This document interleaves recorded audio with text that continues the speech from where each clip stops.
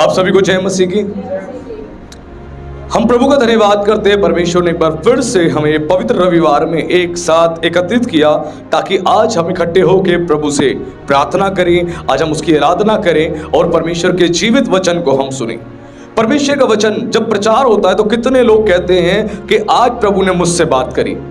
इस पवित्र शास्त्र की यही खासियत है, जब भी इसका प्रचार होता है हर व्यक्ति बोलता है कि प्रभु ने मुझसे बात करी। ऐसा लगा कि प्रभु मुझसे बात कर रहा था और प्रभु ने मुझे कुछ बताया।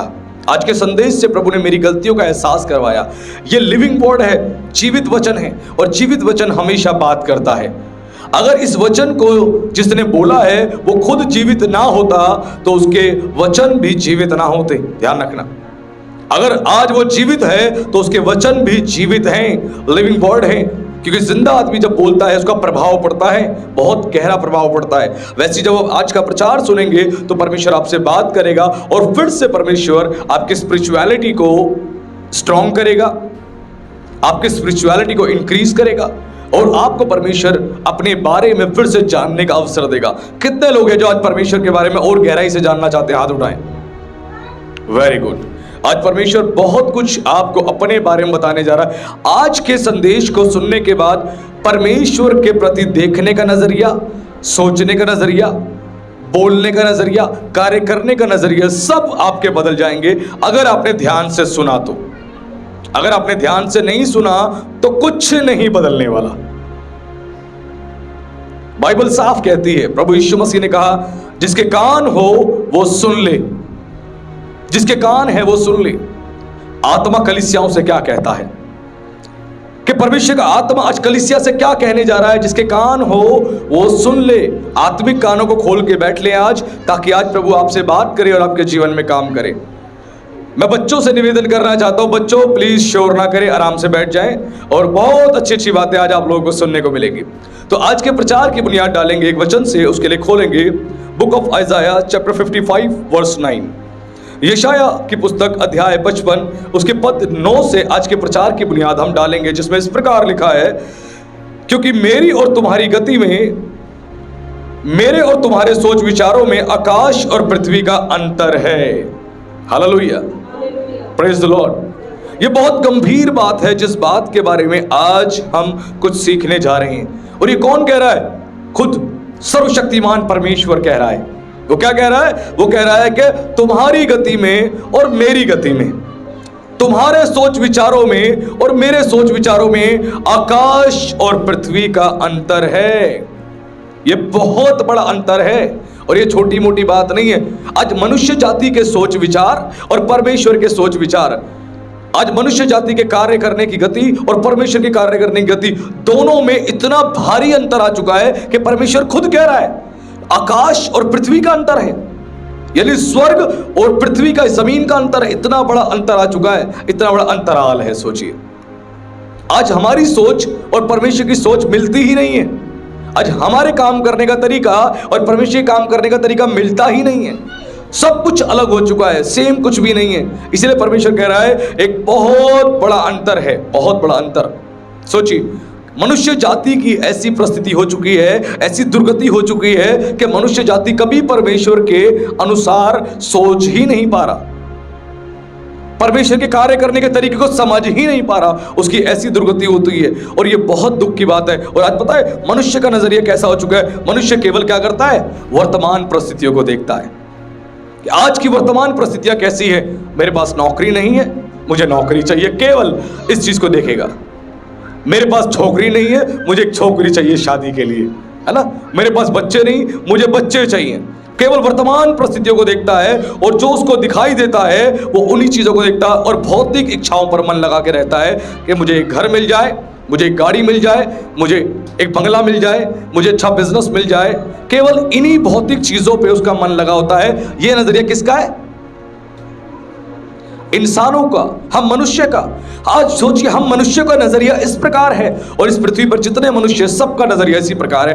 भौतिक वस्तुओं पर और वर्तमान परिस्थितियों पर केवल हमारा ध्यान लगा रहता है, केवल यहीं पर हमारा ध्यान लगा रहता है। ये हमारी सोच है, हमारा नजरिया। अब परमेश्वर का नजरिया क्या है? परमेश्वर आदि से लेकर अंत तक की सब बातों को देखता है और परमेश्वर उसी के अनुसार अपनी गति से कार्य करता है। और परमेश्वर का एक ही मकसद होता है, वो मकसद होता है कि मुझे इस मनुष्य का क्या करना है, उद्धार करना है और अनंत काल के लिए इसको स्वर्ग में लेके जाना है। परमेश्वर आदि से लेकर इस जगत के अंत तक, अनादिकाल तक परमेश्वर की योजना होती है हमारे लिए। परमेश्वर ने केवल आपके मेरे लिए योजना यहां पर पृथ्वी पे 20 सालों के लिए नहीं बना रखी। हेलो, मैं आप सभी से बात कर रहा हूं। प्रभु ने 20 सालों के लिए योजना नहीं बना रखी। प्रभु ने आपके मेरे जन्म से पहले से लेकर अनंत काल तक के लिए आपके मेरे लिए योजना बना रखी है। तो परमेश्वर जो कुछ भी करता है उसी नजरिए से करता है, उसी दृष्टिकोण से करता है। इसीलिए परमेश्वर ने बोला, इंसान की ऐसी दुर्गति हो चुकी है कि इंसान आज मेरे विचारों को समझ ही नहीं पा रहा, मेरी बातों को समझ ही नहीं पा रहा। उसका सोचने का नजरिया, काम करने का नजरिया मेरी योजनाओं से विपरीत है। और उसके बीच में इतना बड़ा अंतर आ चुका है जितना बड़ा आकाश और पृथ्वी में। सोचिए, आज इतना दूर है हम। अगर विचार हमारे इतने दूर हैं तो हम परमेश्वर से भी इतने दूर हैं। पता है आपको, आपके विचार अगर परमेश्वर के अनुकूल हैं तो आप परमेश्वर के नजदीक हैं, और आपके विचार अगर परमेश्वर से दूर हैं तो आप परमेश्वर के अनुकूल नहीं हैं। आज कई बार हम सोचते हैं, जब हम प्रार्थना करते हैं, हमारी प्रार्थनाओं के उत्तर तुरंत हमें मिल जाए, अभी हमें मिल जाए, हम कहें और प्रभु अभी हमारे लिए कर दे। कई बार हमारी ये मानसिकता होती है, हमारे विचार होते हैं। लेकिन जब हमारा काम हमारी गति के अनुसार नहीं होता तो क्या होता है, हम निराश हो जाते हैं। हम क्या कहते हैं कि परमेश्वर हमारी सुन नहीं रहा, परमेश्वर हमारे जीवन में काम नहीं कर रहा, परमेश्वर चुप है, परमेश्वर कोई उत्तर नहीं दे रहा। लेकिन आपको बताऊं, परमेश्वर जब चुप होता है ना, उस समय पर्दे के पीछे काम कर रहा होता है। पर्दे के पीछे आपके लिए महान योजनाओं को बना रहा होता है। प्रभु जानता है इस समय मेरा उत्तर देना इसको ठीक नहीं है, मैं उत्तर दूंगा, मेरे उत्तर से ये सेटिस्फाइड नहीं हो पाएगा, तो परमेश्वर चुप्पी साध लेता है और पर्दे के पीछे काम करता है। ये प्रभु की महान योजना है। हम पढ़ते हैं मलाकी से लेकर मत्ती तक, उसके बीच में एक भारी अंतराल है, जिस बीच में परमेश्वर ने इजराइलियों से और परमेश्वर ने किसी नबी से, भविष्यवक्ता से बात ही नहीं करी। एक लंबे समय का अंतराल है, परमेश्वर ने बात नहीं करी, परमेश्वर चुप था। अब परमेश्वर चुप था, इसका मतलब परमेश्वर कुछ नहीं कर रहा था? नहीं, वो सब कुछ कर रहा था पर्दे के पीछे। ध्यान रखना, बिहाइंड द स्टेज वो काम करता है। जब परमेश्वर कुछ नहीं बोलता ना तो पीछे काम करता है, लेकिन हमें तुरंत उत्तर चाहिए होता है, तुरंत वो काम हो जाए। ये हमारी योजनाएं होती है, हमारी प्लानिंग्स होती है, और परमेश्वर बार बार हमें समझा रहा है ऐसा नहीं है। हमें परमेश्वर के उस बड़े उद्देश्य को समझना होता है कि बड़ा उद्देश्य परमेश्वर क्या है। आज वापस से मैं आपके विचारों को परमेश्वर के विचारों से मैं मिलाने का प्रयास कर रहा हूं। प्रभु मेरी भी सहायता करे इस कार्य में और आपकी भी सहायता करे समझने के लिए। अगर आज इस बात को यहां बैठ के नहीं समझ पाए ना आप, मैं सच बता रहा हूं, आपके बैठने का कोई फायदा नहीं और मेरे प्रचार करने का कोई फायदा नहीं, कोई फायदा नहीं। इसीलिए आज के मैसेज को बड़ा सिंपलीफाई, मैं जितना सिंपल कर सकता था उतना सिंपलीफाई करके मैं लेके आया हूं आज आप लोगों तक उस संदेश को देने के लिए। परमेश्वर की महान योजना को हमें समझना बहुत जरूरी है। हम नहीं समझते तो आशीष नहीं प्राप्त करते। परमेश्वर पता है कई बार क्या करता है, परमेश्वर कई बार ऐसा करता है कि परमेश्वर जो है आशीष के रूप में आदम को बगीचा दे देता है और याकूब को संघर्ष दे देता है। यह परमेश्वर की ओर से एक योजना होती है। आदम को परमेश्वर ने बगीचे में रख दिया, सब कुछ सही था, समृद्धि था, बढ़िया था, कोई टेंशन नहीं थी, लेकिन याकूब के जीवन में संघर्ष रख दिया। याकूब संघर्षों से होकर गुजर रहा था। कई लोग तो ऐसे देख रहे हैं मुझे, पास्टर जी ने क्या बोल दिया, दिमाग ही नहीं चल रहा, क्योंकि याकूब की स्टोरी पढ़ी तक नहीं है। आदम को परमेश्वर ने बगीचा दे दिया, बनाते ही बगीचा दे दिया और बोला बगीचे में रह, ये बगीचा तेरे लिए, ईडन गार्डन, सब कुछ उसके लिए उपलब्ध था वहां पे। लेकिन परमेश्वर ने याकूब को क्या दिया? संघर्ष। याकूब जब से पैदा हुआ तब से लेकर संघर्षों में लगा रहा, संघर्ष करता रहा, इजराइल बनने के लिए संघर्ष संघर्ष संघर्ष करने में लगा रहा। सब कुछ उसको ऐसे नहीं मिला, बहुत संघर्ष उसने की, बहुत संघर्ष किया तब जाके कुछ मिला। परमेश्वर कुछ लोगों को पता है आशीष उपहार के रूप में दे देता है, जैसे आदम को दे दी आशीष उपहार के रूप में। पृथ्वी पर परमेश्वर ने उसको बना के अदन के बगीचे में रख दिया, ये उपहार था उसके लिए, सब कुछ मिल गया, उपहार था। लेकिन परमेश्वर ने उसी के विपरीत जो है याकूब के जीवन में संघर्ष रख दिया। वो संघर्ष करता रहा, इजराइल बनने तक उसे संघर्ष करना पड़ा। संघर्ष करना पड़ा। आज कई बार हम देखते हैं ऐसे कुछ लोग ऐसे होते हैं, इतने समृद्ध परिवार में पैदा होते हैं जहां पर बहुत पैसा होता है, बहुत सुख सुविधा होती है, सब कुछ उन्हें मिल जाता है, उन्हें जो कुछ चाहिए सब मिल जाता है। अच्छा पहनने को, अच्छा खाने को, अच्छा एजुकेशन उन्हें मिल जाती है, अच्छे वेकेशंस मिल जाते हैं, अच्छा माहौल मिल जाता है, सब कुछ अच्छा मिलता है उनको। ये उपहार के रूप में होता है। क्यों? एक समृद्ध परिवार में वो लोग पैदा हुए हैं। लेकिन कुछ लोगों को आप देखोगे इतने आर्थिक कमजोर परिवार में पैदा होते हैं जहां पर खाने के लिए भी संघर्ष करना पड़ता है, पहनने के लिए भी संघर्ष करना पड़ता है, अच्छी एजुकेशन के लिए भी संघर्ष करना पड़ता है। वो परेशान रहते हैं, संघर्ष करते रहते और वो संघर्ष उनके जीवन में बना रहता है। कब तक? जब तक वो बच्चे पढ़ लिख के अच्छी नौकरी ना कर ले, अच्छा पैसा ना कमा ले, अपने घर के उस माहौल को बदलने के लिए कार्य ना करे, तब तक उन्हें संघर्ष करना पड़ता है। सोचिए, ये सारी योजनाएं कौन बनाता है? परमेश्वर। और कई बार हम कहते हैं, हे परमेश्वर तूने ऐसा क्यों कर दिया है, ऐसा क्यों कर दिया है। लेकिन आज कुछ गहरी बात मैं सिखाने का प्रयास कर रहा हूं। अगर इस गहरी बात को हम समझ लेंगे तो आज प्रभु बहुत काम करेगा हमारे जीवन में। ध्यान रखना, बहुत काम करेगा। यह प्रभु की योजना का हिस्सा है। परमेश्वर कुछ लोगों को उपहार के रूप में दे देता है। उनके बच्चों को बिजनेस करना है, पिता के पास बहुत पैसा है, समृद्ध परिवार है, पिता ने बोले ले बेटे 5 लाख रुपए एक बिजनेस कर ले। आराम से बच्चा बिजनेस कर लेता है।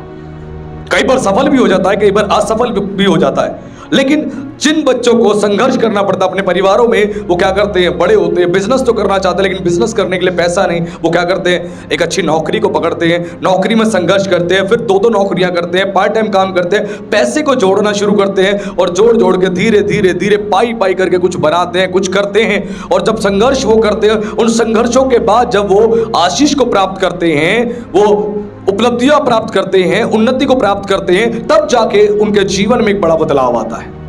लेकिन उनको सब कुछ कैसे मिला? संघर्षों के बाद। लेकिन एक समृद्ध परिवार में जो बच्चा पैदा हुआ, सब कुछ उसे विरासत में मिला। क्योंकि बाइबल भी कहती है धन पुरखाओं के भाग से मिलता है। आपके पुरखा रख के चले गए विरासत में, दादा, परदादा, पिताजी विरासत में बहुत पैसा रख के चले गए। वो गए इस पृथ्वी से, आपको विरासत में बहुत पैसा मिल गया। अब आपको पैसे की कोई कमी नहीं, पुरखाओं के भाग से मिला। लेकिन परमेश्वर कहता है जो धन परमेश्वर देता है उसमें दुख नहीं मिलाता। जब परमेश्वर धन देता है उसमें दुख नहीं मिलाता। ध्यान रखिए, आज परमेश्वर कुछ सिखाने का प्रयास कर रहा है। परमेश्वर की योजनाओं को समझे, उसकी संप्रभुता को समझे।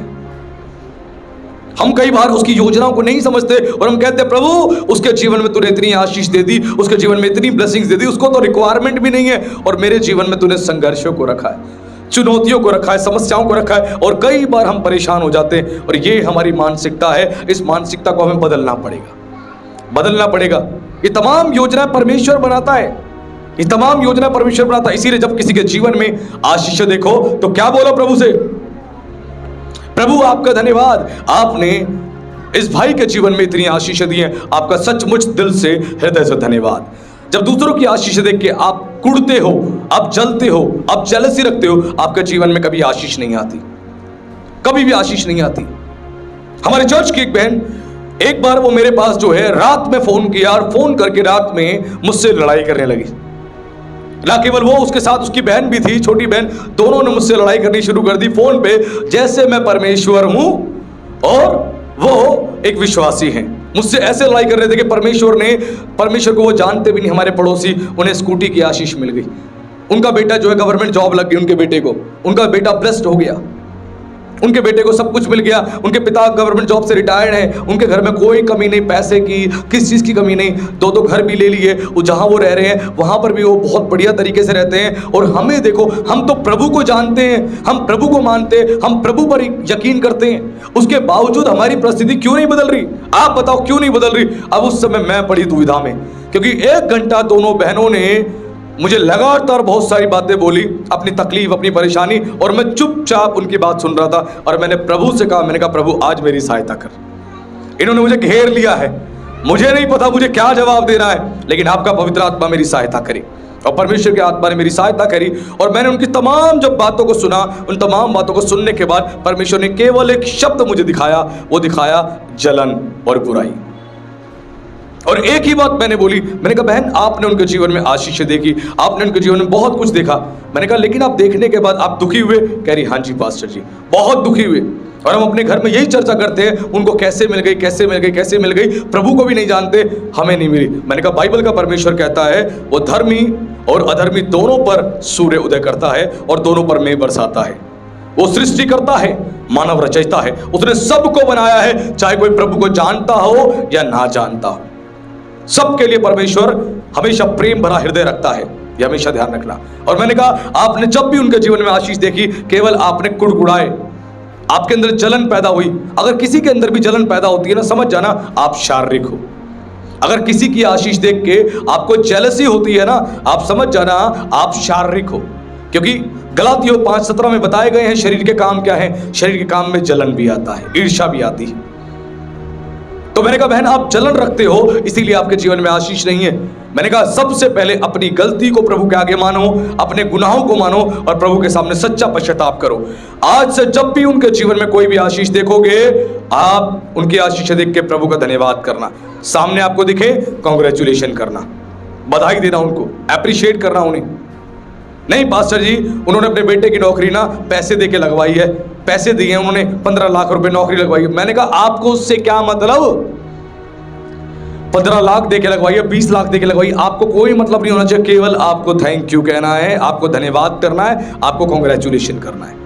परमेश्वर जानता है, न्यायी हम नहीं, न्यायी हमारा परमेश्वर है और वो सच्चा न्यायी है, उसके न्याय में कोई पक्षपात नहीं है। और मैंने बहुत बुरी तरह फटकारा, मैंने डांटा, रात के 11:30-12 बज रहे होंगे उस टाइम की बात है, और मैंने फटकार के डांटा, समझाया, और दोनों बहनों ने मेरी बात सुनी और सच्चे हृदय से मेरी बात को स्वीकार किया। जब स्वीकार किया तो उसके बाद क्या हुआ, उनका दिल बदलना शुरू हुआ। जहां वो देख के कभी कांग्रेचुलेशन नहीं करते थे, कांग्रेचुलेशन करने लगे। कभी उनकी स्कूटी देख के, कार देख के कभी उनकी तारीफ नहीं करते थे, तारीफ करने लगे। और जब तारीफ करने लगे, हृदय बदला, मन बदला, विचार बदले, वो बदलते चले गए। जब आपका मन बदलता है, आपके विचार बदलते हैं, तो समझ जाओ आप बदल रहे हो। जब आप बदलते हो, आपकी बोली बदलती है, आपका बिहेवियर बदलता है, और उनका बदलता गया, और परमेश्वर ने उनको ब्लेस किया। परमेश्वर ने उस बेटी को गवर्नमेंट जॉब की नौकरी दी, और परमेश्वर ने उसको स्कूटी की आशीष दी, परमेश्वर ने घर की आशीष दी, परमेश्वर ने सब कुछ उसके जीवन में प्रोवाइड किया। ये कब? जब हृदय बदला, मन बदला, विचार बदले, उसको मिल गया, इसको मिल गया, मुझे नहीं मिला। अब मुझे जैसे मर्जी टाका फिट करके लेके आना है, लेकिन मुझे लेके आना है, कंपटीशन देना है दूसरे को। अरे नहीं भाई, आप शारीरिक हो। हेलो, मैं साफ शब्दों में कह रहा हूं, आप शारीरिक हो। अगर आपके ऐसे विचार है तो दूसरों की आशीष देख के धन्यवाद करो, तो जाके आपके अंदर परमेश्वर का वचन पूरा होगा, अपने समान अपने पड़ोसी से प्रेम कर। ये बाइबल की दूसरी सबसे बड़ी आज्ञा है। पड़ोसी के जीवन में आशीष देखो तो प्रभु का धन्यवाद करो, उनसे प्यार करो, उनकी तारीफ करो। ऐसे वो चीज आपको मिली है। दूसरे के घर में एसी आया, खुशी आपको होनी चाहिए, अरे वाह, जैसे आपके घर में आया है। दूसरे घर में बाइक आई, खुशी होनी चाहिए जैसे आपके घर में आई है। दूसरों घर में कार आई, जैसे आपके घर में आई है। दूसरों के बच्चों की शादी हो गई, जैसे आपके बच्चे की हुई है। ऐसे हम हैं नहीं? हेलो, नहीं। हमें बनने की आवश्यकता है। जब हम ऐसे बनेंगे तो परमेश्वर एक बड़ा काम हमारे जीवन में करेगा। नहीं तो नहीं। हमें अपने सोचने समझने के नजरिए को बदलना। इसीलिए परमेश्वर कहता है कि तेरे विचारों में, मेरे विचारों में, तेरी गति में, मेरी गति में आकाश और पृथ्वी का अंतर है। एक बहुत बड़ा अंतर है। उस अंतराल को परमेश्वर दूर करना चाहता है।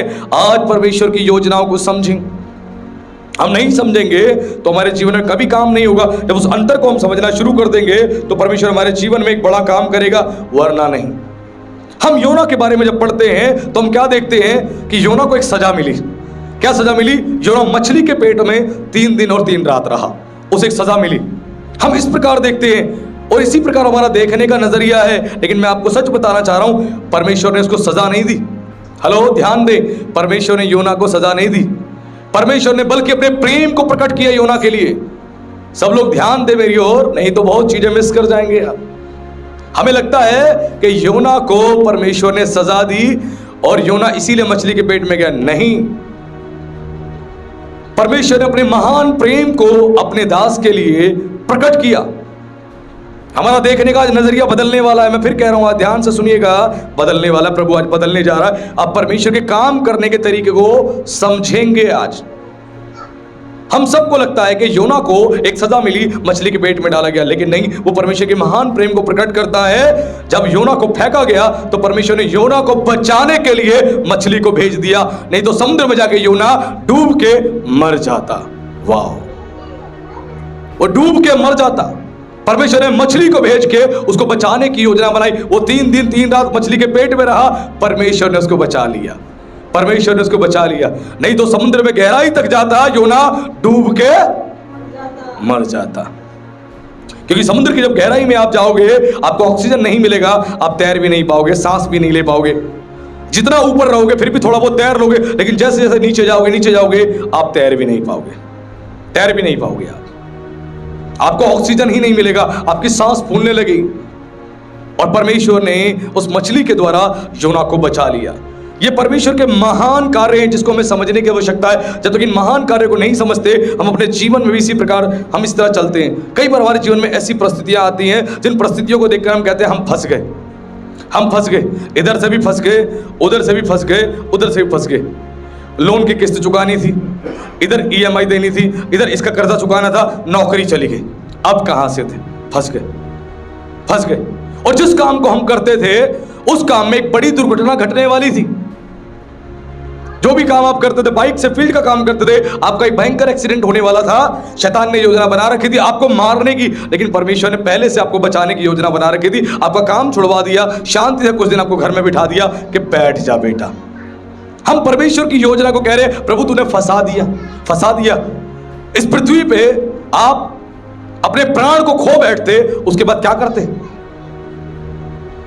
लेकिन परमेश्वर ने आपके प्राण को बचाने के लिए एक महान योजना बनाई और आपको प्रभु ने उस तरीके से आपको उस नौकरी से अलग कर दिया ताकि एक बड़ी दुर्घटना ना घटे। लेकिन कई बार हम इसी प्रकार गलत सोचते हैं, हाय मेरा यहाँ नुकसान हो रहा है, वहां नुकसान हो रहा है, मैं क्या करूं, मुझे कुछ भी समझ नहीं आ रहा। मैंने क्या बोला? हम मनुष्य का नजरिया है वर्तमान परिस्थिति पे। हम वर्तमान परिस्थिति को देखते हैं, हमारी वर्तमान परिस्थिति कैसी है? अच्छी नौकरी नहीं है, अच्छी सैलरी नहीं है, पैसा नहीं है, पेरेंट्स के उलाहने मिलते हैं सुनने को, परिवार के चारों तरफ से दबाव आता है, कैसे करें, घर को बदलना है। बहुत सारी मोटिवेशनल वीडियोस देख ली, दिल करता है हम भी दुनिया जीत ले, हम भी ये बन जाए, हम भी वो बन जाए। लेकिन मैं फिर कह रहा हूं, एक हकीकत में जियो। आपको अपने जीवन में अगर कुछ भी बदलाव लेके आना है तो पवित्र शास्त्र के वचन को अपने जीवन के नियम बना लो। इसको नियम बना लोगे तो परमेश्वर काम करेगा आपके जीवन में अद्भुत रीति से। और परमेश्वर इस प्रकार काम करता है, लेकिन हम कहते हैं प्रभु तूने फंसा दिया, तूने फंसा दिया हमें, हम क्या करें, कोई उपाय नजर नहीं आ रहा, हम तो फंस गए। योना को लगा कि योना फंस गया, लेकिन योना ने कभी यह नहीं सोचा तूने प्रभु मुझे बचा लिया, तूने मुझे बचा लिया। उसने ये नहीं सोचा कि प्रभु ने मुझे बचा लिया, ये सोच रहा कि प्रभु ने एक सजा दे दी मुझे और अब मैं समुद्र के अंदर जो मछली के पेट में 3 दिन पड़ा हूं। नहीं, ये परमेश्वर की महान योजना थी, महान योजना थी योना के बचाने की। ध्यान रखना, प्रभु बचाने वाला परमेश्वर है, महान परमेश्वर है। छोटी सी समस्या अगर आपके जीवन में आ रही है ना, तो समझो एक बड़ी समस्या से, एक बड़ी चुनौती से परमेश्वर ने पहले आपको बचा लिया। एक बड़ी समस्या आने वाली थी, उससे बचा लिया छोटी समस्या देके। लेकिन छोटी समस्या को भी कई बार परमेश्वर के प्रति हमें गलत नजरिए, गलत दृष्टिकोण को शैतान कर देता है और हम उसकी बात पर मन लगाते हैं। एक बहुत अच्छी स्टोरी समझाता हूं आपको, आज आप समझोगे परमेश्वर के इसी नजरिए को।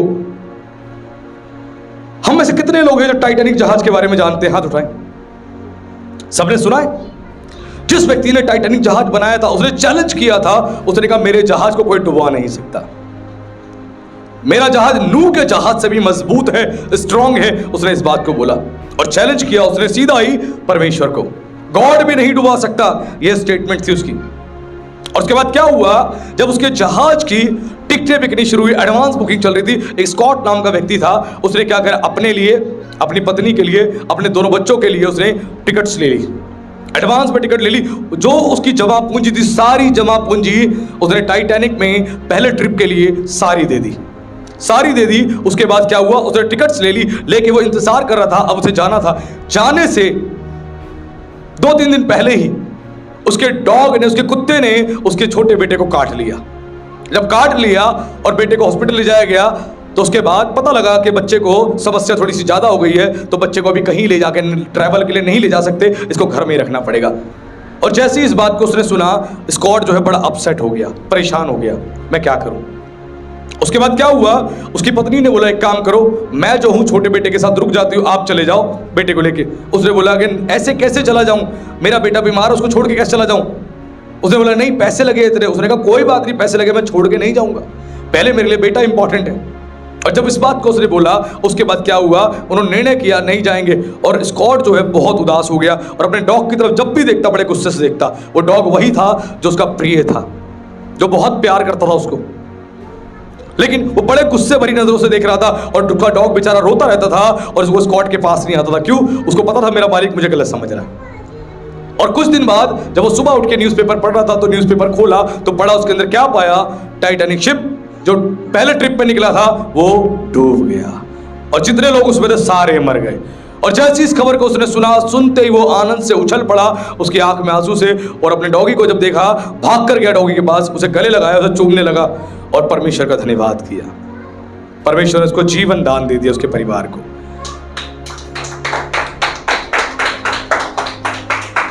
हम क्या चाहते हैं कि हमारा पैसा चला जाए और हम भी चले जाएं, या हमारा पैसा जाए और हम बच जाएं? बाइबल कहती है इस जगत को प्राप्त कर लो, अपने प्राण की हानि उठानी पड़े क्या फायदा। तो पूरे इस जगत के अंदर अपना नाम रोशन कर लो, प्रसिद्ध व्यक्ति हो जाओ, दुनिया के सबसे पैसे वाले व्यक्ति बन जाओ, और उसके बाद तुम्हारे प्राण की तुम्हें हानि उठानी पड़े, इस पृथ्वी से भी कूच करना पड़े और अनंत काल के लिए नरक की आग में भी जाना पड़े, क्या फायदा?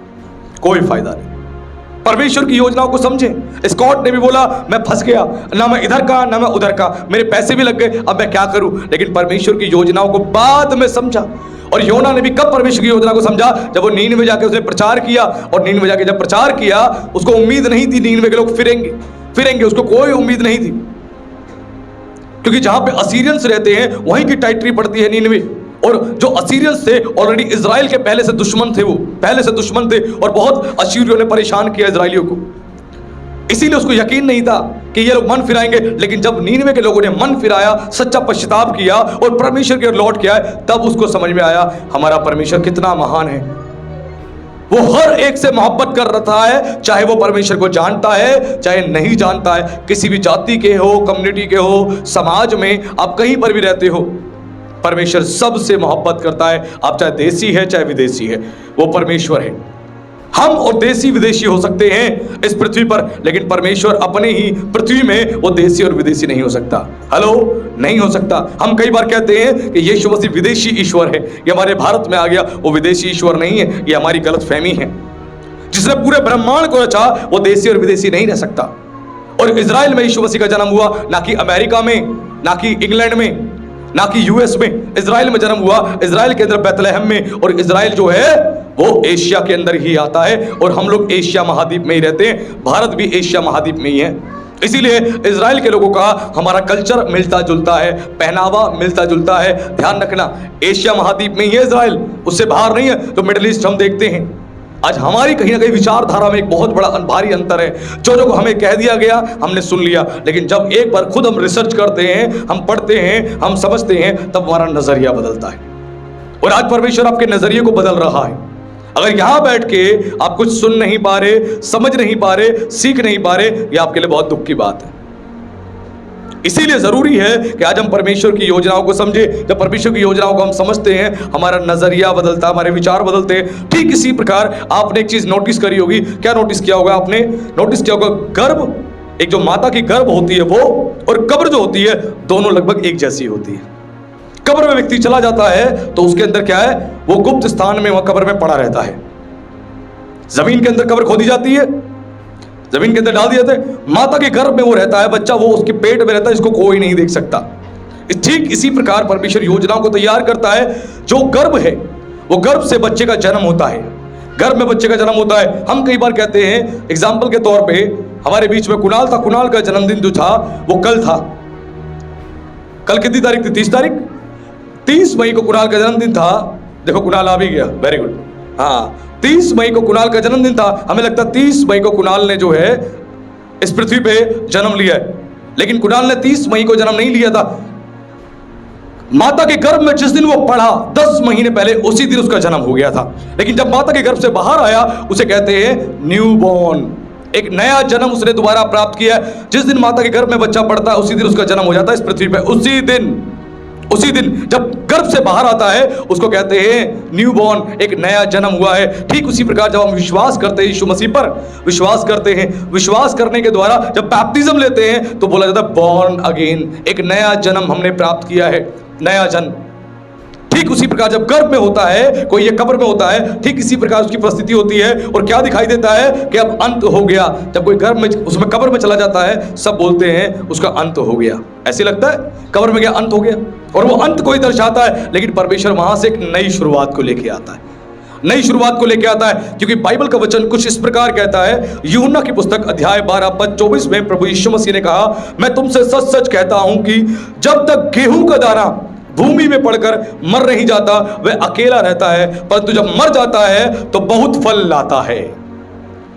एक गेहूं का दाना जो होता है जब जमीन के अंदर डाला जाता है, भूमि में भीतर तक जाता है और जाके क्या होता है, मर जाता है, डेड हो जाता है, डेड मरता है। और जब मरता है फिर अंकुरित होता है, अंकुरित होता है तब जमीन को चीर के बाहर आता है, उसके बाद उसके अंदर बहुत सारी बालें लगती है। ठीक उसी प्रकार ये यीशु मसीह ने अपने प्राण के विषय में कहा था। यीशु मसीह मरा, मर के यीशु मसीह कब्र में गया, कब्र में गया और कब्र से जब बाहर आया तो हम सबको उसने जीवित कर दिया। अगर यीशु ना मरता तो यीशु अकेला रहता, लेकिन यीशु के मरने से समस्त मानव जाति का उद्धार हो गया, सबके पापों की क्षमा का प्रायश्चित हो गया और यीशु मसीह मरा ताकि हम सबको वो परमेश्वर के पास लेके जाए। इसलिए वचन इस प्रकार कहता है, मार्ग, सत्य और जीवन मैं ही हूं, बिना मेरे द्वारा कोई पिता तक नहीं जा सकता। खुद ये यीशु मसीह ने कहा, उसके मरने से हमें अनंत जीवन मिला है, उसकी कुर्बानी से हमें अनंत जीवन मिला है, उसका मरना हम सब के लिए एक आशीषित बात थी। इसीलिए बैड फ्राइडे नहीं कहा जाता, उसे गुड फ्राइडे कहा जाता है। एक शुभ शुक्रवार, यीशु ने शुक्रवार को मानव जाति के लिए कुर्बानी दी ताकि हम सब यीशु पर ईमान लाने से अनंत काल के लिए उसके साथ स्वर्ग में रहे। इस बात को हमें समझना बहुत जरूरी है। हम कई बार इन बातों को नहीं समझते, हम भूल जाते हैं और हमारे विचार भी बदलते चले जाते हैं। जब हमें लगता है हमारा अंत होने वाला है, हम निराश हो जाते हैं, निराश हो जाते, उदासी हो जाती है हमारे पास। हम ना भूले बाइबल का एक पावरफुल एग्जाम्पल, सारपात की विधवा। जो सारपात की एक विधवा थी, उस विधवा के बारे में एक बड़ी गंभीर बात हम सुनते हैं। जब एलिया नबी ने भविष्यवाणी करी थी कि अब 3.5 साल तक कोई मेंह नहीं बरसेगी, तो क्या हुआ, पूरे इजराइल में आसपास के क्षेत्र में 3.5 साल तक क्या पड़ा, एक भयानक अकाल पड़ा, एक भयानक अकाल पड़ गया। और जब अकाल पड़ गया तो क्या हुआ, अकाल में सब परेशान थे, सब दुखी थे, सब रो रहे थे। और एक स्थान था, एक सारपात, एक जगह थी इजराइल में, जिस जगह पे एक विधवा रहा करती थी जिसका पति नहीं था और वो अपने बेटे के साथ रहती थी। और उसकी परिस्थिति ऐसी थी, अब खाने के लिए कुछ नहीं बचा था, केवल मुट्ठी भर उसके पास मैदा था और कुप्पी भर उसके पास तेल था और कुछ भी नहीं था। सब कुछ खत्म था उसके जीवन में। आज ध्यान से सुनना, आज बहुतों को लगता होगा मेरे जीवन में सब समाप्त हो चुका है, लेकिन आज वो समाप्ति नहीं, आज एक नई शुरुआत बनने जा रहा है। ध्यान से अगर सुनोगे तो उसको लगा मेरे जीवन में सब समाप्त हो चुका है, कुछ भी नहीं बचा। अब वो क्या कर रही थी, उसने निर्णय किया, मैं लकड़ियां बीन के लाऊंगी, उसके बाद मैदे को लेके मैं उसको गूंथूंगी और उसके बाद मैं एक रोटी बनाऊंगी, मैं और मेरा बेटा उसको खा लेगा। खाने का अब तो है ही नहीं, इसके बाद खाने का हमारे पास कुछ भी, और हम दोनों मर जाएंगे भूखे। अंतिम तैयारी थी, आखिरी रोटी बना के खाएंगे, खाने को अब कुछ नहीं है, कहीं से कोई उपाय नहीं है, अब हम मर जाएंगे, उसका ये अंतिम निर्णय था। लेकिन उसी टाइम क्या हुआ, परमेश्वर ने क्या बोला एलिया को, बोला एलिया अब तू इस नदी किनारे से निकल जा और जा, सारपात में एक विधवा है, विधवा के घर में तेरे खाने का प्रबंध किया। किसके घर में, वाओ, प्रभु के दास के खाने का प्रबंध कहां पे, विधवा के घर में, जिसका पति कमा के देता नहीं, अकाल पड़ा हुआ, कुछ भी उसके पास नहीं, लेकिन विधवा के घर में बोला, विधवा के घर में तेरे खाने का प्रबंध किया है मैंने। और वो चला जाता है, जब वहां पर जाता है तो पहले पानी मांगता है, कटोरा ठंडा पानी मुझे पिला, फिर कहता है जो कुछ है खिला मुझे। उसने कहा हे प्रभु, हे स्वामी, मेरे पास कुछ भी नहीं, मैं तो थोड़ी सी ये झुर्रियां, ये लकड़ियां बिनने आई थी, एक रोटी बना के, अंतिम रोटी अपने लिए, अपने बेटे के लिए खाने जा रही थी, क्योंकि उसके पास उसके बाद तो खाने को कुछ नहीं है और मैं मरने जा रही थी। उसने कहा इजराइल का परमेश्वर इस प्रकार कहता है कि तेरे मटके का मैदा कभी घटेगा नहीं और ना कुप्पी का तेल घटेगा जब तक अकाल रहेगा, इसीलिए पहले मुझे खिला। उसने क्या किया, उसकी बात पर यकीन किया और उसे रोटी खिलाई। और जब रोटी खिलाई और परमेश्वर ने ब्लेस किया उसको, जब तक अकाल पड़ा रहा, अकाल के समय ना उसके मटके में मैदा घटा ना कुप्पी में तेल घटा। क्यों, परमेश्वर ने नई शुरुआत करी थी। वाह, वंडरफुल। क्या प्रभु के लिए हम जोरदार तालियां बजा सकते हैं? आपको जब लगेगा हर चीज का अंत हो चुका है, वो अंत नहीं है। मैं फिर से कह रहा हूं, अंत नहीं मेरे भाई मेरी बहन, वो एक नई शुरुआत है। This is new beginning. तुम्हारी जिंदगी में एक नई शुरुआत है, नया बिजनेस, नई नौकरी, आशीषित परिवार, आत्मिक जिंदगी, सेवा, बढ़ोतरी और उन्नति, वो नई शुरुआत है। जिससे तुम सोच रहे हो सब खत्म हो चुका है, खत्म नहीं है, नई शुरुआत है। वो कहता है अंत में तेरी आशा पूरी करूंगा। वो छोड़ने वाला परमेश्वर नहीं, कभी छोड़ेगा नहीं। इसीलिए आज परमेश्वर के दृष्टिकोण को समझे, उसका दृष्टिकोण मैं समझाने का प्रयास कर रहा हूं। अगर इस दृष्टिकोण को आपने समझ लिया तो सब कुछ बदल जाएगा आपके जीवन में, और अगर नहीं समझा तो आप परेशान हो जाओगे। ध्यान रखना, सीखना जरूरी है, समझना जरूरी है। आके हो सकता है डॉक्टर आपको बोल दे कि भैया तेरी बीमारी जो है, इस बीमारी की तो क्या होगी, सर्जरी ही होगी। जो बीमारी तुझे हो चुकी है इसका तो ऑपरेशन ही होगा। हो सकता है ये बीमारी तेरी जीवन भर बनी रहे। ये कैंसर तुझे बचा नहीं पाएगा, ये कैंसर बल्कि तुझे मार देगा। एड्स तुझे मार देगा। कोई भी बीमारी, कोई भी परेशानी हो सकता है वो एक मौत को लेके आए। और अब डर जाओ, घबरा जाओ, लेकिन डरना नहीं, घबराना नहीं। हमारा परमेश्वर एक नई शुरुआत को वहां से लेके आएगा, नई शुरुआत को, और परमेश्वर सब कुछ बदल देगा। हमें अपने विचारों को बदलने की आवश्यकता है। आज कितनों के आज परमेश्वर ऑर्गन्स में आज यहां पे एक बड़ा बदलाव लेके आ रहा है। जिनके ऑर्गन्स में गड़बड़ी है, यहां पर जीवन देने वाली आत्मा है। जो वाचा के संदूक पे परमेश्वर की उपस्थिति थी, वो उपस्थिति इस बात को दर्शाती थी। उसकी उपस्थिति के कारण क्या होता था, हारून की छड़ी में से पत्ते निकलते थे, फूल निकलते थे। पेड़ से टूटी हुई डाली है, उसमें पत्ते फूल कैसे आ सकते हैं? लेकिन जहां परमेश्वर की उपस्थिति होती है वहां पे जीवन होता है। आज परमेश्वर की उपस्थिति यहां पर है, तुम सूखोगे नहीं, आज जीवन आ रहा है। तुम्हारी हड्डियां ठीक हो रही हैं, तुम्हारी आर्टरीज ठीक हो रही है, तुम्हारे ऑर्गन्स ठीक हो रहे हैं, क्योंकि परमेश्वर की उपस्थिति यहां पर है और वो तुम्हें बदल रहा है। तुम्हारे भीतरी मनुष्यत्व को बदल रहा है, तुम्हारे विचारों को बदल रहा है, तुम्हारी सोच को बदल रहा है, वो ट्रांसफॉर्म कर रहा है। ध्यान रखना, और आज इस बदलाव को होने देना, आज इसको रोकना मत, आज होने देना। क्योंकि यहां से जब निकलोगे नए बन के निकलोगे, पहले से ज्यादा सामर्थी, शक्तिशाली, बलशाली, आत्मिक जीवन में, प्रभु की सेवा के लिए, नौकरी में, बिजनेस में, परिवार में, सब में ऊंचे उठाए जाओगे। आज एक नई शुरुआत आपके जीवन में आने जा रही है। ध्यान रखना, परमेश्वर सब कुछ बदलने जा रहा है, सब कुछ। उस पर यकीन रखना है, हमें भूलना नहीं है। और हमें कुछ और अद्भुत बातें सीखनी पड़ेगी। जिस डाकू के बारे में हम देखते हैं, क्रूज पर अंतिम समय था, जीवन भर पाप किया उसने। एक यीशु के राइट साइड, एक लेफ्ट साइड था। दोनों डाकुओं ने यीशु का मजाक उड़ाया। उसके बाद एक ने पश्चाताप किया, एक ने अपनी गलती को रियलाइज किया, क्योंकि पवित्र आत्मा ने उसके हृदय को कायल किया। और उस व्यक्ति ने अंतिम घड़ी में, उसको पता था अब मैं नरक की आग में जाऊंगा, क्योंकि मैंने जीवन भर लोगों को मारा है, काटा है, लूटा है, ठगा है, झूठ बोला है, बर्बाद किया है। लेकिन उस अंतिम घड़ी में, अंतिम समय में उसने क्या किया? उसने प्रभु पर सच्चा विश्वास किया, सच्चा पश्चाताप किया, और प्रभु यीशु मसीह ने उसको अनंत काल की आग में नहीं डाला, वरन अनंत काल के लिए उसको जीवन दे दिया स्वर्ग में। हालेलुया! ये महान परमेश्वर है। जब सब अंत होने वाला होता है, परमेश्वर वहीं पर जीवन फूंक देता है। उस पर यकीन रखना। आज उसके विचारों को, उसकी गति को, उसके काम करने के तरीके को समझो। आज हमें समझने की आवश्यकता है। परमेश्वर ने नूह से एक बात बोली थी। क्या कहा था नूह को? कि तू जहाज बना। परमेश्वर ने नूह को यह नहीं बोला तू मौसम बदल दे।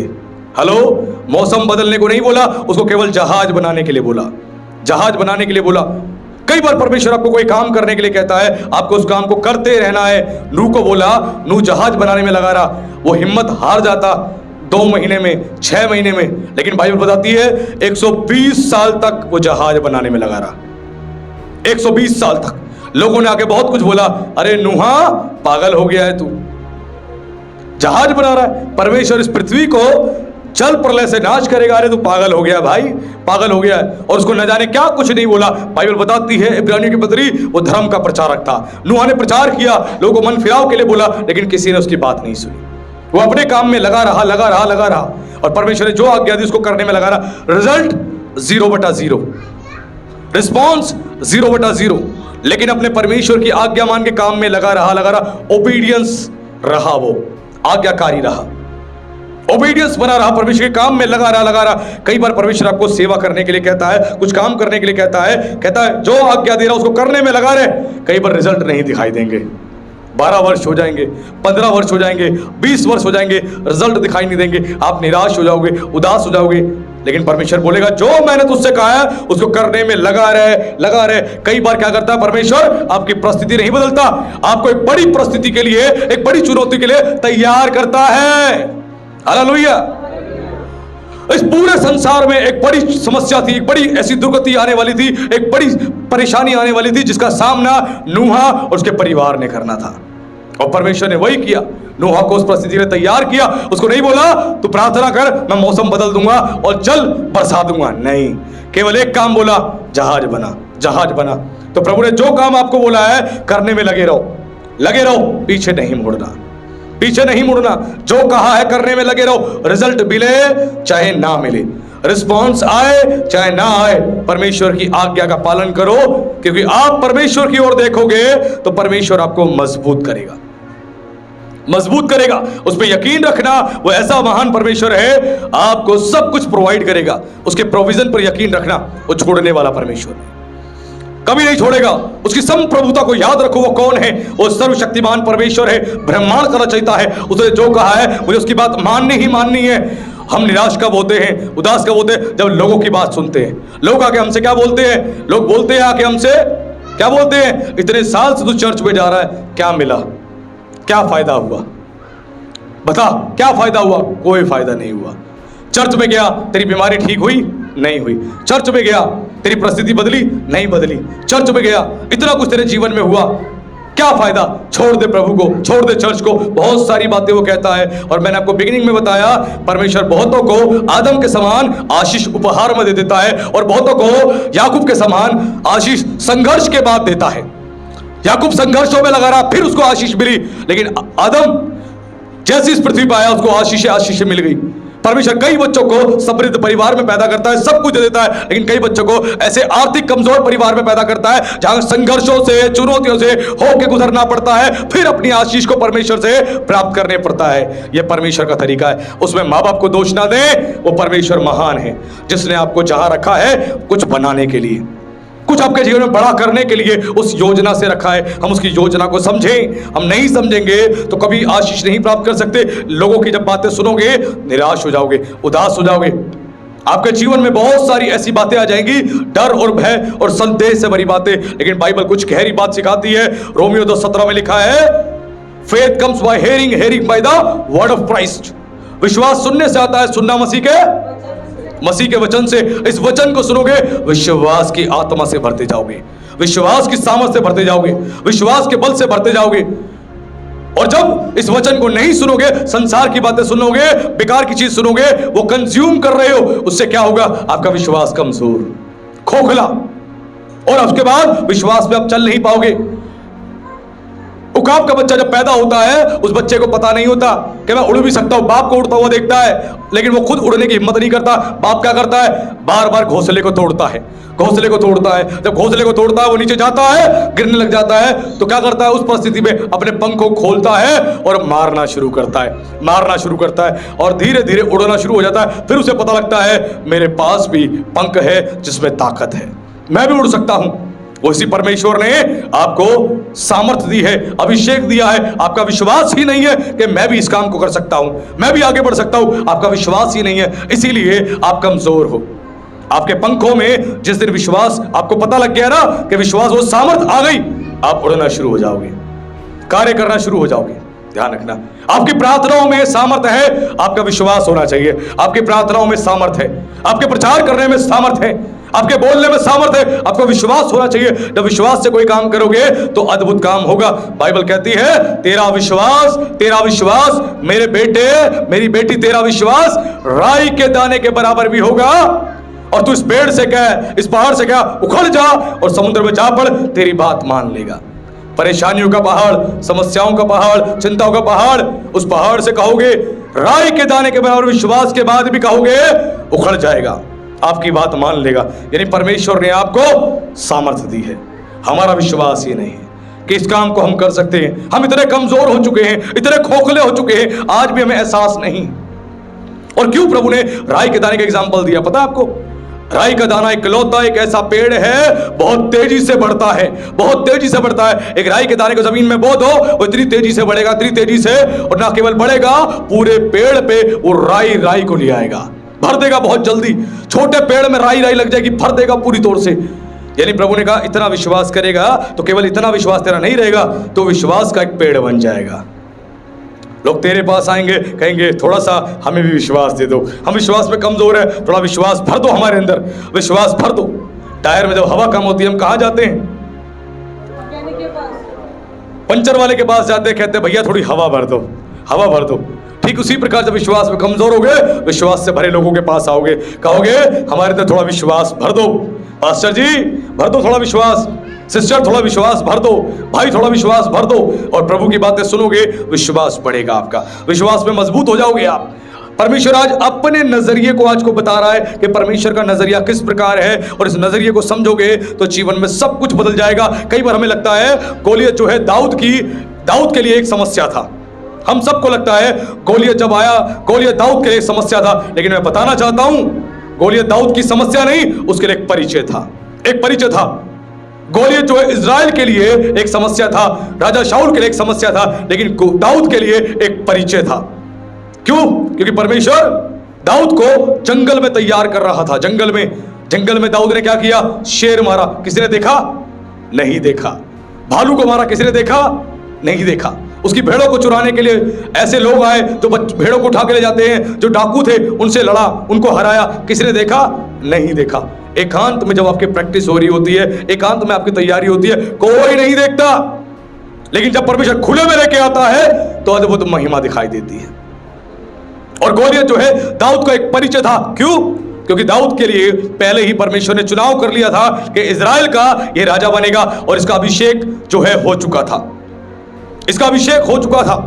और अभिषेक होने के बाद अभी तक ये राजा नहीं बनता, लेकिन परमेश्वर को बड़ा परिचय देना था उसका, कि पूरा इजराइल उसको स्वीकार कर ले, पूरा इजराइल उसको स्वीकार कर ले, एक बड़ा परिचय देना था। तो परमेश्वर ने क्या करा? एक बड़ी चुनौती खड़ी करी।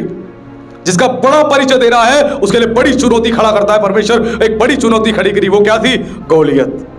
सब डर गए गोलियत से, लेकिन दाऊद आया, और दाऊद ने आके गोलियत को जब हराया तो क्या हुआ? हराते ही एक वहां पे शोर मचा आनंद के साथ। शाऊल ने तो हजारों को मारा, लेकिन दाऊद ने लाखों को मारा। Wow, wonderful! कितना अद्भुत परिचय था। जब परमेश्वर अपने लोगों को, अपने बच्चों को जब प्रमोट करता है, अद्भुत योजना के साथ प्रमोट करता है, अद्भुत योजना के साथ। कोई आपको प्रमोट करे चाहे ना करे, कोई प्लेटफॉर्म दे चाहे ना दे, लेकिन जिस दिन परमेश्वर आपको प्लेटफॉर्म देगा, अद्भुत रीति से देगा। अकेले में तैयार करता है और खुले में प्रकट करता है। बाइबल कहती है कुछ भी छिपा नहीं जो खोला ना जाएगा। सब कुछ खुलेगा, सब कुछ, और सब कुछ जब खुलेगा तो सब कुछ बदल जाएगा, सब कुछ ट्रांसफॉर्म हो जाएगा।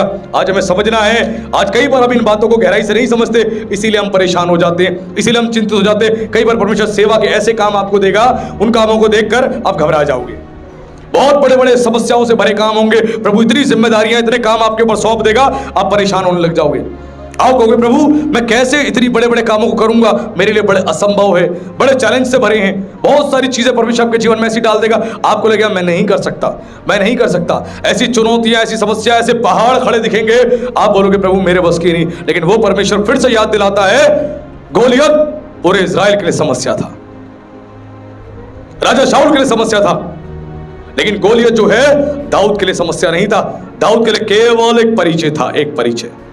परमेश्वर बड़ी समस्या के सामने जब लेके आपको जाता है तो परमेश्वर आपके नाम को महान करता है, आपको ऊंचा करता है, आपको ऊंचा उठाता है। यह प्रभु के काम करने का तरीका है। हमारा देखने का नजरिया समस्या है, लेकिन परमेश्वर का देखने का नजरिया वो समस्या नहीं, आपको महान करना है, ऊंचा करना है, आपके विश्वास को बिल्ड करना है। यह प्रभु का तरीका है।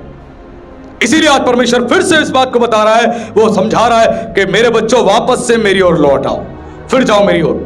इस पवित्र शास्त्र को जब पढ़ोगे तो परमेश्वर के विचारों को समझ पाओगे, उसके नजरिए को समझ पाओगे। जब इसको नहीं पढ़ोगे आप कुछ भी नहीं समझ पाओगे, कुछ भी नहीं।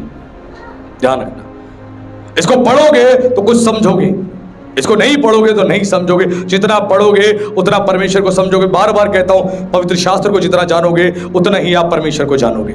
नहीं तो आप मेरे बेटे के साथ ये समस्या क्यों है, मेरी बेटी के साथ ये समस्या क्यों है, मेरी पत्नी के साथ, मेरे पति के साथ ये समस्या क्यों है, इसी में जूझते रहोगे, लेकिन परमेश्वर को काम करने नहीं दोगे, काम करने नहीं दोगे। परमेश्वर काम करता है, उसे काम करने दो, काम करने दो। इसीलिए वापस से परमेश्वर एक बार फिर से बता रहा है, क्या कह रहा है? आज मनुष्य की ऐसी दुर्गति हो गई है कि उसके और मेरे विचारों में, उसकी गति और मेरी गति में आकाश पृथ्वी का अंतर है। प्रभु कह रहा है वापस से मेरी ओर लौट आओ। We need come to the Lord. आज हम सबको आवश्यकता है कि प्रभु की ओर लौट आए, प्रभु की ओर लौट आए। वही हमारी परिस्थिति बदल सकता है, वही जीवन को बदल सकता है, वही सब कुछ ट्रांसफॉर्म कर सकता है। उसके हाथों में, उसके हाथों में। वापस से हमें एकांत में प्रार्थना में आना है, बस वापस से हमें एकांत में बाइबल खोल के बैठनी है, पढ़ना है। वापस से हमें प्रभु के लोगों की संगति में आना है, प्रभु की संगति में आना है और प्रभु के वचनों से अपने आप को बदलना है। आज के संदेश से परमेश्वर ने बड़ी गहरी बात सिखा दी और प्रभु ने बता दिया, अगर तुम इन बातों को मानोगे तो तुम्हारा नजरिया, तुम्हारे विचार सब परमेश्वर के जैसे हो जाएंगे। और जब परमेश्वर जैसे हो जाएंगे तो सचमुच हम हर चीज का बड़ी आसानी से सामना कर पाएंगे। और जब परमेश्वर जैसे हम नहीं रहे तो हर चीज का सामना, छोटी से छोटी समस्या का भी सामना हम एक पहाड़ की तरह करेंगे और घबरा जाएंगे। ध्यान रखना, हर चीज को प्रभु के नजरिए से देखना शुरू करें, सब कुछ बदल जाएगा। आज आपके जीवन में परमेश्वर ने कुछ तो अद्भुत किया है, कुछ बड़ा किया है और परमेश्वर आने वाले दिनों में उस बड़ी चीज की गवाही आपके जीवन से प्रकट करने जा रहा है। तो प्रभु का धन्यवाद। प्रभु आप सबको आशीष दे, आप सभी को जय मसीह की। आइए हम लोग आंखें बंद करेंगे, सर को झुकाएंगे, एक छोटी सी प्रार्थना करेंगे। हे सर्वशक्तिमान परमेश्वर, हम धन्यवाद करते हैं आज के सुंदर समय के लिए प्रभु, आज के प्रभु सामर्थी वचन के लिए। आज के वचन से प्रभु आपने बहुत सारी अद्भुत और गहरी बात अपने बच्चों पर प्रकट करी और आपने बता दिया आज आप चाहते हैं आपके बच्चे आपकी गति को समझें, आपके बच्चे जो हैं आपके विचारों को समझें और उनके विचारों में और आपके विचारों में प्रभु कोई अंतर नहीं रहे, ये आप चाहते हैं। और इसके लिए मेरे परमेश्वर आपके लोगों को वापस से आपके चरणों में आने की आवश्यकता है, आपके वचन को पढ़ने की और सीखने की आवश्यकता है। मेरे महान पिता, मैं धन्यवाद करता हूं, आज आपने बता दिया सबको अद्भुत अद्भुत और अद्भुत कार्य करने वाले आप परमेश्वर हैं। जब आप चुप रहते हैं इसका मतलब यह नहीं कि आप कार्य नहीं कर रहे, आप पर्दे के पीछे रह के अद्भुत योजनाओं को तैयार कर रहे होते हैं। पिता, हम धन्यवाद करते हैं आपके महान प्रेम के लिए, आपकी दया के लिए, आपकी कृपा के लिए, सारी बातों के लिए प्रभु हम आपको महिमा देते हैं, आदर देते हैं। हर एक के जीवन में एक नई शुरुआत को प्रभु आप लेकर आए और सब कुछ बदल दे मेरे परमेश्वर। यहां से कोई भी सेम ना जाए, बदल कर जाए। इनका समय आपके साथ बीतने वाला हो, इनका समय आपकी उपस्थिति में रहने वाला हो, इनका समय आपकी मर्जी के अनुसार चलने वाला हो। इनके जीवन में एक बड़े काम करे राजा। आपका धन्यवाद करते हैं, सबको आपके लहू में आपके सामर्थी हाथों में सौंपते हैं और इस प्रार्थना को हम जीवित सामर्थी परमेश्वर के पुत्र मसीह यीशु के नाम से मांगते हैं, आमीन। धन्यवाद। आप सभी को जय मसीह की। एक गीत गाएंगे, बहुत प्यारा गीत है और इस गीत को हम सब आनंद के साथ परमेश्वर को महिमा देते हुए गाएंगे, क्योंकि आज परमेश्वर ने वापस से हमको मजबूती दी है। परमेश्वर तुझे आनंद से घेरे रखे, पृथ्वी के ऊंचे स्थान तेरा स्वागत करे। परमेश्वर तुझे आनंद से घेरे रखे, पृथ्वी के ऊंचे स्थान तेरा स्वागत करे। स्वर्गीय संपत्तियों को वो देता है, आसमानी द्वारों को वो खोल देता है। स्वर्गीय संपत्तियों को वो देता है, आसमानी द्वारों को वो खोल देता है। ऊंची उड़ान भरोगे, ऊंचाई पर रहोगे, इंतजार के दिनों का प्रतिफल तुम पाओगे। ऊंची उड़ान भरोगे, ऊंचाई पर रहोगे, इंतजार के दिनों का प्रतिफल तुम पाओगे। जो तुमने खोया उसका दुगना पाओगे, जो तुमने खोया उसका दुगना पाओगे। इंतजार के दिनों का प्रतिफल तुम पाओगे। तुझे जकड़े सारे बंधन आज खुल जाएंगे, सफलता को रोकने वाली टूटेंगी जंजीरें। तुझे जकड़े सारे बंधन आज खुल जाएंगे, सफलता को रोकने वाली टूटेंगी जंजीरें। तेरे दर्शन सारे सच हो जाएंगे, लाभदायक दरवाजे तेरे लिए खुल जाएंगे। तेरे दर्शन सारे सच हो जाएंगे, लाभदायक दरवाजे तेरे लिए खुल जाएंगे। ऊंची उड़ान भरोगे, ऊंचाई पर रहोगे, इंतजार के दिनों का प्रतिफल तुम पाओगे। ऊंची उड़ान भरोगे, ऊंचाई पर रहोगे, इंतजार के दिनों का प्रतिफल तुम पाओगे। जो तुमने खोया उसका दुगना पाओगे, खोया उसका दुगना पाओगे, इंतजार के दिनों का प्रतिफल तुम पाओगे। सूर्य धार्मिकता का तुझ पर उदय होगा, पंखों तले यीशु चंगाई देगा। सूर्य धार्मिकता का तुझ पर उदय होगा, पंखों तले यीशु चंगाई देगा।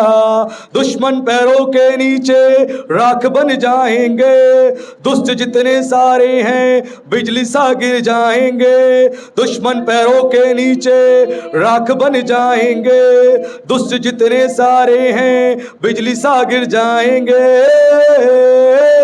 ऊंची उड़ान भरोगे, ऊंचाई पर रहोगे, इंतजार के दिनों का प्रतिफल तुम पाओगे। ऊंची उड़ान भरोगे, ऊंचाई पर रहोगे, इंतजार के दिनों का प्रतिफल तुम पाओगे।